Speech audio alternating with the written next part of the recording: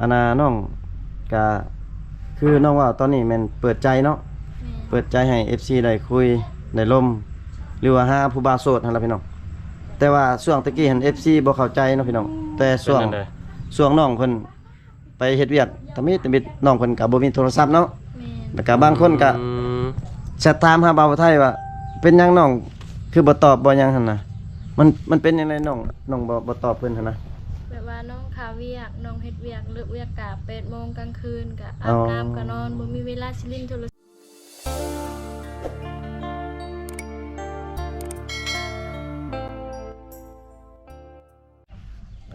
ทักทายสบายดีพ่อแม่พี่น้องฟังลาวฟังไทยพี่น้องการยินดีต้อนรับ FC เข้าสู่ช่องบ่าวผู้ไทยคือเก่าพี่น้องเอ้ยมื้อนี้บ่าวผู้ไทยสิพา FC มาหาน้องสาวน้องสาวเบลพี่น้องเนาะเพราะว่าน้องเพิ่นมาแต่เฮ็ดเวียกพี่น้องเอ้ยอยู่เมืองใหญ่เนาะพี่น้องได้ยินข่าวว่าน้องเพิ่นมาแล้วพี่น้องเอ้ยมื้อนี้บ่าวผู้ไทยสิพา FC มาถามข่าวน้องเนาะพี่น้องเนาะบ่ฮู้ว่าน้องยังโสดบ่หรือว่ามีสูบมีแฟนแล้วเนาะเพราะว่าน้องเพิ่นไปเฮ็ดเวียกอยู่ตัวเมืองใหญ่พี่น้องเอ้ยเนาะเป็นจะได้ก็ไปติดตามชมกันพี่น้องเอ้ยเนาะนี่พี่น้องเอ้ยอันนี้ก็เป็นเพื่อนของน้องสาวเบลพี่น้องเอ้ยถ้า FC ท่านใดติดตามช่องของบ่าวผู้ไทยก็น่าจะเห็นคลิปประมาณ 4-5 เดือนแล้วพี่น้องเอ้ยบ่ได้มาถ่ายน้องสาวเบลพี่น้องเอ้ยนี่ตอนนี้เบาไก่เพิ่นกำลังสิพาขึ้นสบายดีเบาไก่สบายดีเด้อพี่น้องอย่าว่าข่อยพาขึ้นนะเจ้าได้พาขึ้น เอาเจ้าขึ้นก่อนค่อยนำพาจะมาแต่ให้เจ้าพาขึ้นก่อนบัดนี้ ห้วยเจ้าไหนมันบ่ผิดดอก บ่ผิดบ่แม่นไปกันเถอะพี่น้องเอาโอ้ให้เบาไก่เพิ่นขึ้นไปโอ้เกินน้องสาวเบลพี่น้องบ่ฮู้ว่าน้องสาวเบลเพิ่นอยู่เฮือนกับไผเนาะพี่น้องเนาะพี่น้องเอ้ยเกือบหลายๆนะพี่น้องเนาะบ่ฮู้ว่าเกือบผู้ใดแน่พี่น้องเอ้ยโอ้น้องเพิ่นตากเครื่องตรงนี้นี่เป็นวิวอยู่บ้านของน้องสาวเบลพี่น้องเอ้ยตะกี้มันเป็นสวนยางโบงเบิดพี่น้องเอ้ยเพราะว่าเขาเจ้าตัดเลยเนาะเบาไก่เพิ่นเข้าไปในเลยพี่น้องเอ้ยพี่น้องเอ้ยงามบ่คืองามจ้ะเนาะรักยิ้มคือเก่าที่นี่พี่น้องเอ้ยแก้มบ้องอยู่เนาะสบายดีแน่เนาะสบายดีคือแต่งตัวงามแต่ได้น้องมาแต่ไสมึงกินนี่นะมาแต่หุดเขามาแต่หูดข้าวอาบน้ำแล้วตินี่อาบแล้วเพราะว่าเพิ่นมาแต่ให้แต่ชวนนั่นนะพี่น้องเอ้ยเพราะว่าเขาเจ้าก็มาแต่ให้แต่ชวนปั๊บแล้วเขาเจ้าก็ยังเหินว่าอาบน้ำอาบท่าแม่แต่งตัวน้องมาจากมื้อเลยมาแต่เฮ็ดเวียก3 มื้อแล้ว3 มื้อแล้วเพิ่นไปใช้น้องเบลไปใช้เฮ็ดเวียกอยู่ใช้เฮ็ดเวียกใส่เนาะอยู่สวรรค์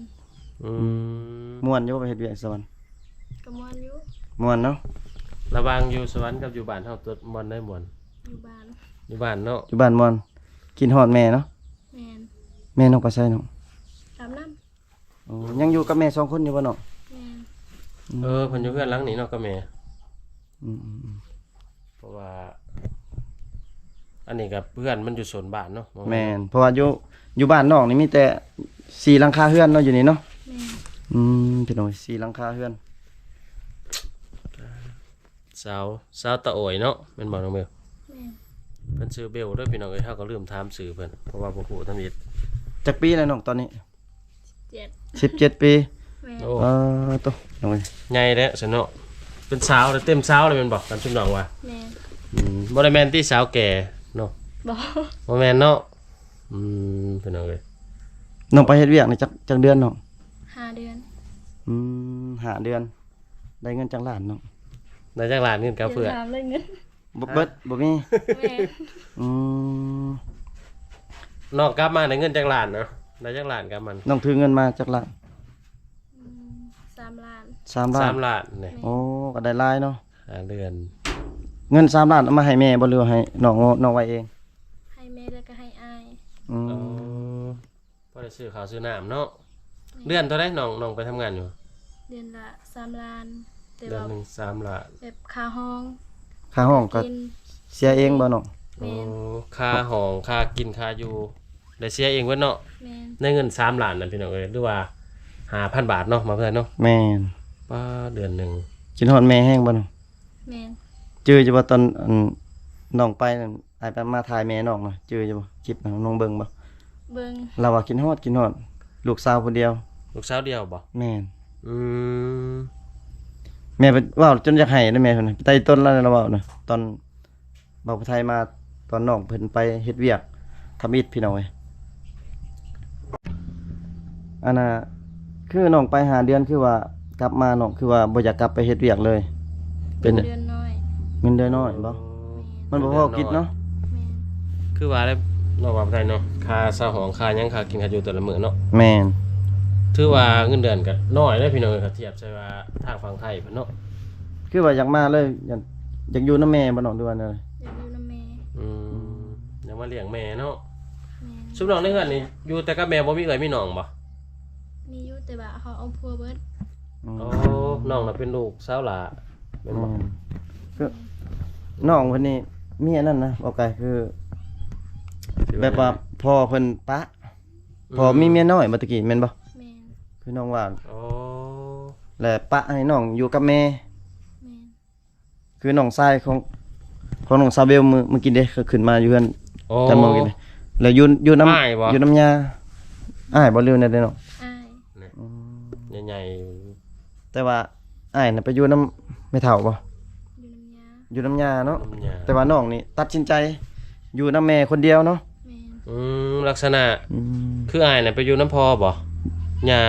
นี่ยาแบบได้ ยาของพ่อหั่นแหละแม่นบ่ ไปอยู่น้ำฝาก แม่ ฟังพอ แม่น แต่น้องเบลนี่อยู่น้ำแม่ แหละชื่อน้องอยู่2คนแหละแบบต้องได้เลี้ยงชีพของตัวเอง ก็คือน้องซาเบลนี่เป็นเสาหลักของครอบครัวนั่นเนาะ แม่น เป็นแบบไปเฮ็ดงานเนาะแต่สุดท้ายก็อดกินฮอดบ้านบ่ไหว้ กลับมาคือเก่าเนาะ แม่น ข้าวยังบ่พอกินคือเก่าบ่น้อง แม่น อืม ชุกน้องเฮ็ดหยังส่วนหลายเฮ็ดไร่เฮ็ดนาบ่ เฮ็ดให้ อืมกวางอยู่บ่เฮ็ดไร่หลายอยู่บ่เฮ็ดไร่น่ะ บ่หลาย ได้ข้าวจักสอบไปนี่นะ ห้า 5สอบ น้องท่านได้มาฮูดอยู่บ่ ห้าก็มื้อเดียว โอ้เฮาก็มาทันมื้อนี้บ่ ทางหลังน้องนี่ อืม แม่น เขาให้ที่นี่เนาะ ให้เนาะ เขาให้ โอ้ บ่ได้จ้างบ่เพิ่นมาฮูดนะเนาะ บ่ อืม พูดเองเนาะกลับมาบ้านก็มาแบบเขาเห็นว่าใส่ชีวิตแบบ มาช่วยเวียกแม่ เนาะช่วยเวียกช่วยงานแม่พี่น้องเอ้ยก็ถือว่าดีอยู่แบบหนึงแต่ว่ามันอยากอันนี้น้อยหนึงก็คือว่า บ่มีรายรับ มีรายรับพี่น้องเอ้ยอยู่แบบไปวันๆส่วนหลายถาม คุ ว่า ณได้แม่ จ้างนะชุบน้องเฮ็ดหยัง คุณแม่ ส่วนหลายไปรับจ้างนะ บันส่วนบันซันแม่สบายดี เด้อแม่เฒ่าเด้อ ตะและเตอะ ชิบไปเด้อ โอ้มาแต่อาบน้ำ มาแต่บ่ มาแต่อาบน้ โอ้มาแต่น้ำ ำพี่น้องเอ้ยทางทีมงานกัน มาถามน้องซาวเบล แต่ว่าแม่เพิ่นฮักก็มาแต่อาบน้ำเรามาแต่ให้บ่น้อง มันจะอาบน้ำ อืม เรามาแต่ให้เลยจะไปอาบน้ำ แม่น อืม ไผเนี่ยมานอนในเฮือนน้องนี่บ่มีบ่แบบสาวโสดสาวหยังอยู่นี่มีบ่ มีบ่สาวโสดมานอน มีอยู่ ไผมานอนน้ำน้อง นาสาว น้าสาว เอาพี่น้องมานอนนำกันอยู่นี่เบิด แม่น อืม บ่น้องเบลตอนนี้เป็นจังไดสถานะโสดหรือว่ามีแฟนแล้ว โสดคือเก่า ยังโสดอยู่บ่น้อง แม่น บ่ว่าสิบ่มีอันแบบว่าผู้บ่าวแบบน้องไปเฮ็ดเวียกนะบ่มีบ่น้อง บ่มี บ่มี เป็นจังได๋คือบ่มีน้องบ่มักเขาบ่หรือว่า เขาบ่มัก เขาบ่มักน้อง แม่น อ๋อ พี่น้อง บ่มีบ่สันผู้บ่าวอยู่ฮะ เพราะจุด หลายบ่ผู้บ่าวอยู่เมือง มีแต่เขาบ่มัก อืมคิดอยากได้อยู่ว่าคันมีคนมักบ่โอ้ โอ้โหบันซอนเด้ออย่าเด้ออ๋อ ท่านว่าเบิ่ง หน่อยtại cái cắt nhân trà rồi ก็ถือว่าตอนนี้ยังโสดเนาะตอนนี้เนาะเห็นบ่น้องเบลยังโสดตอนนี้เนาะ แม่น ยังโสด ตอนนี้คิดว่าไปเมืองไงล่ะสิได้แฟนมาฝากไม่เฒ่าฝาก แม่ แม่ คิดว่าเอา บ่มีเนะ คิดว่าสิเอาผู้บ่าวมาแต่สวรรค์พุ่นเด้อบ่มีบ่น้อง บ่มีเขาบ่ได้มัก เขาบ่มักบ่ แม่น บ่แม่นน้องบ่มักเขา บ่น้องที่ลายเขาบ่มัก ตอนนี้ไอ้ถามจากใจน้องแท้ๆว่ามีคนล้มน้องหรือว่าบ่มี บ่มี อืม จักเปอร์เซ็นต์บ่มี ร้อย 100%เลย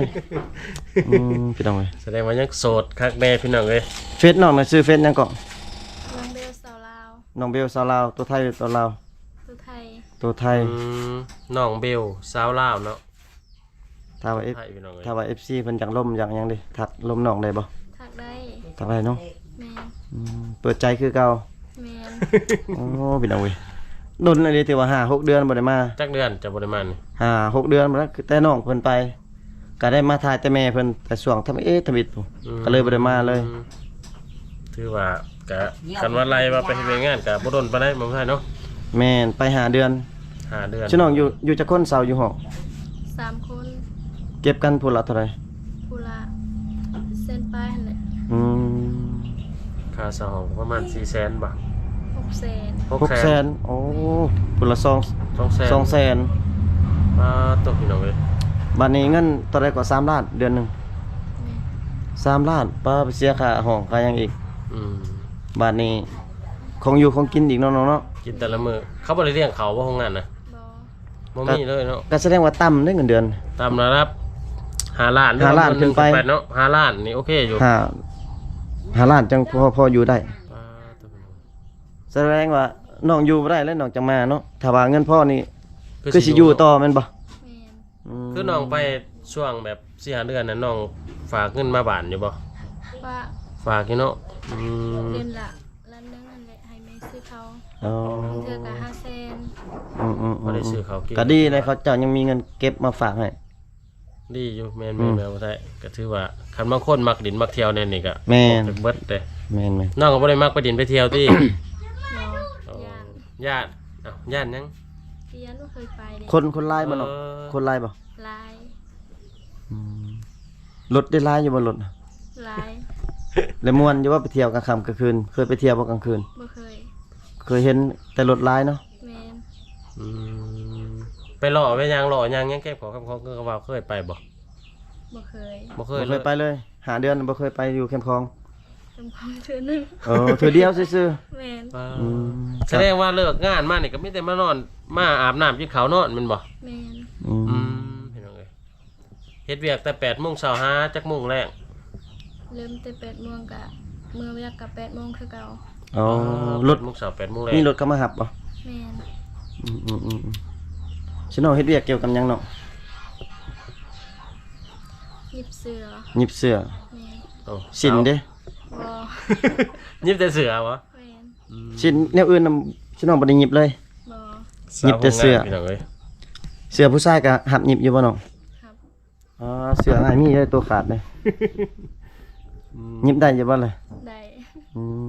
บอกว่าสิฝากเครื่องให้น้องหยิบแล้วนี่ คันแม่นคันเพราะว่าแบบว่าลักษณะสมมุติว่าคือน้องมาจังซี่แบบมีจักมีหยังน้องยิบได้บ่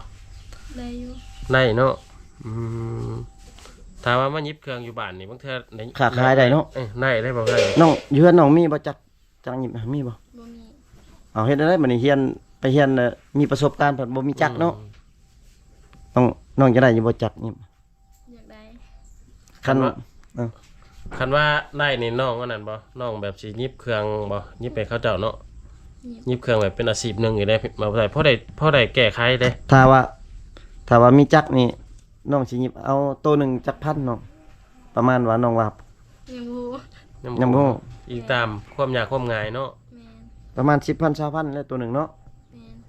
ก็พอได้แก้ไขได้บ่ได้เห็นเขาเจ้าอยู่ในเมืองนี่โอเคอยู่ แม่น ยิบเครื่องนี่ก็ได้เมืองละ2-3 แสนพอแล้วกันว่ายิบอันนี้แน่โอ้เป็นจังได๋ ถ้าว่ามีผู้บ่าวฝั่งไทยหรือว่าบ่าวลาวเพิ่นสิซื้อจักนี่เอาอยู่บ่น้อง เอา แต่ว่าเพิ่นซื้อจักนั่นแหละเพิ่นจังมั่นเลยได้เพิ่นว่าลองเบิ่งใจเด้อ เพิ่นอยากเบิ่งใจเนาะ แสดงว่าบ่มันแต่ว่าเพิ่นซื้อจักให้แล้วเพิ่นสิเบิ่งก่อนไปนะล่มกันไปนี่ล่มสามารถล่มได้บ่ ได้ ได้เนาะน้องเข้าใจเว้นเราว่าภาษาไทยเนาะเก่งอยู่เนาะ บ่ บ่เข้าใจปานใดบ่ ได้อยู่ ภาษาลาวก็เก่งขึ้นเลยเปล่าเนาะบัดนี้เนาะอยู่ลาวดนเลยเนาะ แหละบ่เก่ง บ่เก่งคือเก่า ก็ซ้ำนี่โอเคแล้วพี่น้องเอ้ย แม่น ส่วนนั้นคือสมมุติว่าเพิ่นแชทมาล่มมาหยังน้องมักแบบแชทเอาบ่หรือว่าโทรหรือว่าหยังแล้วแต่บ่ แม่น พี่น้องเอ้ย อันน่ะน้องก็คือน้องว่าตอนนี้แม่นเปิดใจเนาะ แม่น เปิดใจให้ FC ได้คุยได้ล่มหรือว่าหาผู้บ่าวโสดหั่นล่ะพี่น้องแต่ว่าช่วงตะกี้หัน FC บ่เข้าใจเนาะพี่น้องแต่ช่วง เป็นจั่ใด ช่วงน้องเพิ่นไปเฮ็ดเวียกทำมิดน้องเพิ่นก็บ่มีโทรศัพท์เนาะ แม่น แล้วก็บางคนก็ อืม แชทถามหาบ่าวผู้ไทยว่าเป็นหยังน้องคือบ่ตอบบ่หยังหั่นน่ะมันเป็นจังไดน้องบ่ตอบเพิ่นหั่นน่ะ แบบว่าน้องคาเวียกน้องเฮ็ดเวียกเลิกเวียกกะ8 โมงกลางคืนกะ อ๋ อา อ บน้ำก็นอนบ่มีเวลาสิเล่นโทรศัพท์ อ๋อ เมื่อยเนาะ แม่น แสดงว่าชิน้องนี่เฮ็ดเวียกแบบว่า มันดึกเนาะ แม่นเลิก กลางเว้นก็ต้องได้เฮ็ดตลอด 8 แม่น โม บ่ งเช้าฮอด8 โมงแรงเอาแต่ แม่ 12 ชั่วโมง เพราะว่ามีใน FC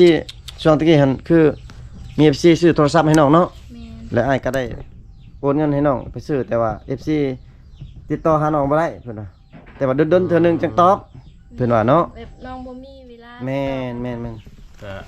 เขาเจ้าเฮ็ดงาน OT แม่นๆบางเทื่อก็ OT แน่ โอทีกลางคืนเขาก็เฮ็ดพี่น้องเอ้ย หลายคนก็คือสิได้ผ่านมาเพราะว่าเวียกโรงงานมันเป็นแนวใดเนาะ แม่ อืม แบบกลางเว้นนี่ก็กินข้าวก็12 โมงเลิกเวียกก็1 โมงก็เลยบ่มีเวลาสิตอบ อ๋อให้เข้าใจเด้อพี่น้องเด้อ เวลาสิเล่นโทรศัพท์ก็ยังยากเนาะน้องเบลเนาะ บัดนี้ได้ซะเพิ่นติดต่อได้บัดนี้ล่มเพิ่นได้บ่บัดนี้ ได้ ปกติได้เพิ่นให้ตอบตลอดได้ ได้ ได้เนาะ คันมี สบายเลยเนาะวันนี้เนาะ ตอบตลอด อืม เวลาคือสิมีหลายอยู่แต่ว่าย่านยังเขาเอิ้นย่านบ่มีเน็ต บ่มีเน็ตหนึ่งบ่มีเน็ตบางทีก็ค่าเวียกขึ้นผู้บ่มีสัญญาณเนาะน้อง แม่น ให้เข้าใจนํกันพี่น้องสาวอยู่ในเขตชนบทเนาะ เขาเจ้าแบบบ่ได้อยู่ซื่อ แม่น ๆขนาดมาเนี่ยก็ยังน้องบ่ได้พักเลยเนาะสำหรับขันแบบมาพักผ่อนเนาะนี่มื้อเช้านี่ก็ออกพูดไข่ มื้อวานนี่ก็ไป ไป พูดเข่าเนาะ ไปตลอดเลยเนาะ เนาะเนี่ยได้ก็สู่ส้นไปนั่นแหละเฮ็ดแนวใดเฮาคาสิว่ายังครอบครัวเฮาก็ยังบ่ได้อันนี้เนาะยังบ่สมบูรณ์ปานใด ก็ยังขาดเคินหั่นล่ะพี่น้องเอ้ยเพราะว่าน้องเพิ่นก็อยู่กับแม่บ่มีผู้เบิ่งแย่งพี่น้องเอ้ยขาดผู้ชายหรือว่าเสาหลัก แม่นขาดเสาหลักไปหน่อยแม่น้องนั้นอยากให้น้องเอาผัวได้อยู่บ่สมมุติว่ากาว่าซ้ำนี่นะเพิ่นอยากให้เอาอยู่บ่ ซ้ำนี้เอาได้ ให้เอาอยู่ แม่ ยังแต่คนมาแต่งมาขอเนาะ แสดงว่าน้องเพิ่นว่า สามารถเอาผัวได้แล้วซั่นนี่เนาะ 17 ปีแล้วได้ 10 ก็ถือว่าใหญ่เป็นสาวเต็มสาวคันสิว่าทางเขาเจ้าเนาะ แม่น ทางบางคนเขาเอาผัวเนี่ยแต่ประมาณ14-15ปีเนาะน้องเบลแม่นบ่ แม่น 14-15ปีปกติแม่นเฮ็ดเขาเจ้าเขาเอาแล้ว แต่ว่าน้องนี่17 ปีถือว่ายังเลยไปอีกเนาะแต่ว่ายังงามพี่น้องเอ้ยถ้าผู้ใดมาเห็นตัวจริงนี่โอ้ยพี่น้องเอ้ย ยังงามเนาะ บ่อยากให้ว่าเลยพี่น้อง สูงๆแน่พี่น้องเอ้ย หุ่นเฟี้ยวๆพี่น้องบางๆสุดยอดเลยพี่น้องเอ้ย ตะกี้อยู่บ้านว่างามนะกลับมาแต่สวรรค์เป็นสาวเมืองใหญ่ก็ให้งามอีเนาะ ยังงามกว่าเก่าพี่น้องเอ้ย กาว่าน้องสิไปบ่น้องเบลได้ไปอีกบ่กาว่าอยากไปอยู่บ่เฮ็ดเวียกอีก ยังสิไปอีกบ่ บ่ บ่อยากไปแล้วเป็นหยังน้อง แบบที่ช่วยเวียกพ่อแม่อีกมันเธอกลับไปช่วยเวียกอายอยู่บ้าน อืม แล้วเวียกอยู่นี่กลับไปช่วยเวียกเอ้ย อืม เห็นบ่พี่น้องเวียกหลายคือสิบ่ได้ไปวันนี้เนาะ แม่น ก็ถือว่าพักผ่อนอยู่บ้านเลยพี่น้อง บ้านนี้ FC คือสิได้เห็นตลอดเนาะเฮาสิมาอัปเดตตลอดได้บ้านนี้ ชุบมาตลอดบ่หายติ บ่ สิมาอัปเดตน้องเพิ่นตลอดพี่น้อง เพราะว่ามาเฮือนน้องหรือว่าบ้านน้องนี่ก็ติดกับทางไงเลยเนาะบ่าวไทยเนาะ แม่น ออกจากตัวเมืองนี่โอ้ เนาะไกลเติบเด้ ฮอดบ่เช้า ประมาณ20กว่าลักพี่น้องเอ้ย ประมาณ20กว่าพี่น้องก็ถือว่าไปมาสะดวกสบายอยู่ถ้าว่าอยากมาดินมาหยังก็มาได้เนาะน้องเบลเนาะ ได้ พี่น้องเอ้ย สิให้เพิ่นพักอยู่ไสครับเพิ่นมา พักอยู่เฮือนนี่แหละ นอนอยู่เฮือนนี่บ่ แม่น ได้อยู่บ่ล่ะ ได้ อืม บ่คลำเนาะบ่พิถีเนาะ บ่คันบ่ได้เฮ็ดหยังก็บ่ได้คลำ อื เออ ถ้านอนเฮียงกันใกล้ๆกับคลัมแม่นบ่ แม่น อ๋อ นั่งใกล้กันน่ะ เาะ บ่เป็นหยังเนาะ แม่น ใกล้ซำได้ก็บ่เป็นหยังเธอพี่น้องเอ้ยก็คักอยู่แบบนี้อันนี้ทางเผาตะโอยเด้อนี่เด้อ สมมุติว่า FC ฝั่งลาวฝั่งไทยเพิ่นสิมาลิ้นนี่อยู่ในบ้านนี่ก็โอเคเนาะ แม่น สิพาเพิ่นไปไสเลยเพิ่นมาน่ะ เฮ็ดเวียก สิพาเฮ็ดเวียก พาไปคนมัน เชียร์หญ้า อ๋อพี่น้องเอ้ยแต่ว่าน้องต้องหาผู้บ่าวที่ว่ารับฐานะน้องได้เนาะ แม่น ครับความจนของน้องได้ก็ถือว่าคบกันได้เพิ่นว่าพี่น้องเอ้ย เพราะว่าบ่าวไทยเคยพาบ่าวไทยเพิ่นมากลมันสวยเพิ่นแล้วได้ปีกายปีนั่นน่ะน้องเนาะจื้ออยู่บ่ ชื่อ อ๋อบ่าวไทยเฮ็ดเก่งอีหลีน้องเนาะ แม่น ไว้อีหลีบ่าวไทยคือว่าแล้วเพิ่นมักแน่ ใจมักหักพี่น้องเอ้ย แม่น ทุกอยากทำได้กะซอยกันเนาะบ่ใช่เนาะ แม่นๆบัดนี้เฮาก็ถามน้องลายเลยเนาะ FC ก็คือสิได้ฮู้ได้เห็นแล้วพี่น้องเว้ย พอข่าวๆก่อนมื้อนี้เนาะ แม่นเอาข่าวๆก่อนพี่น้อง ว่าน้องฮะกกลับมาแต่เฮ็ดเวียกพี่น้องเอ้ย บัดนี้เฮาสิมาถามเรื่องครอบครัวน้องสิ่งที่มันขาดเคินเนาะ หรือว่าต้องการหยังอยากได้หยังที่ว่า น้อง ที่สุดนะพี่น้องเอ้ย น้องอยากได้หยังน้องอยู่ในเฮือนน้อง อยากได้เขาแล้วก็ตู้เย็น ข้าวตู้เย็น แม่น ข้าวกินนี่เนาะข้าวสารนี่เนาะ ข้าวสาร เอา ตู้เย็น เสื้อนอนนี่บ่อยากได้ตื่มบ่เสื้อนอน อยากได้ อยากได้ไผนอนอยู่นี่ ไผนอนอยู่นี่ ก็นอนนี่แหละ โอ้น้องบ่นอนอยู่นี่ฮะ แม่น ห่วยกลางคืนบ่ได้เปิดประตูติ บ่ บ่มีที่ผู้บ่าวขึ้นทางหมู่เอี่ยมนี่นุ้ย บ่มี โอ้น้องเพิ่นนอนอยู่นี่เลยเด้อพี่น้องเว้ย บ่เช้าโสดนี่เนาะ พี่น้องขึ้นมาก็เห็นห้องรถปั๊บเห็นห้องรถพี่น้องเว้ย ห้องก็แบบบ่แม่นห้องเนาะเพ แม่ ราะ น ว่าเขาเจะว่ามีห้องแบบส่วนตัวเขานอนแบบคือชนว่าขึ้นมาแต่ประตูทางนั้นมาปั๊บกับแม่นรถน้องนอนอยู่พี่น้องเอ้ยก็ถือว่าความจำเป็นของน้องแม่นข้าวเนาะน้องเบลเนาะ ข้าวตู้เย็น ข้าวกินกับตู้เย็นเพิ่นว่า แล้วก็ ได้แท้ เสื้อนอน ผ้าห่ม ผ้าห่ม เนาะ แม่น อื โอ้ ม นี่พี่น้องเอ้ยเพราะว่านี่คือว่าแล้วผ้าห่มนี่ก็เก่าเลย อ๋อ น้องนอน ครับ ก็ยังน้อยบ่ที่นี่เนาะ แม่น อืม ก็ถ้า FC ท่านใดเนาะอยากซัพพอร์ตน้องหรือว่าอยากช่วยเหลือน้อง อยู่ในครอบครัวน้องตัวน้องต้องการ ก็สามารถช่วยได้เนาะ แม่นทักหาทางทีมงานหรือว่าทักหาน้องซาเบลก็ได้เนาะน้องเนาะ แม่นพี่น้องเอ้ย พี่น้อง แต่ว่าทีมงานเนาะสินำมามอบหรือว่าเป็นสะพานบุญให้อีกเทื่อหนึงเนาะ แม่น น้องไทยเนาะ พี่น้องเอ้ยคลิปนี้ก็ถามน้องลายแล้วพี่น้องเนาะก็คือ FC ได้ฟังได้ส้มอยู่ในคลิปมาแล้วพี่น้องถ้าว่าผู้ใดอยากซัพพอร์ตอยากช่วยเหลือน้องก็ทักมาคือว่าล่ะพี่น้องเอ้ยขอบอกขอบใจ FC ที่เข้ามาติดตามรับชมเนาะพี่น้องคลิปแต่ต้นจนจบพี่น้องเอ้ยอยู่ดีมีแฮงเบิดสุขสุขคนพี่น้องบ๊ายบายแน่น้องซาเบล บ๊ายบ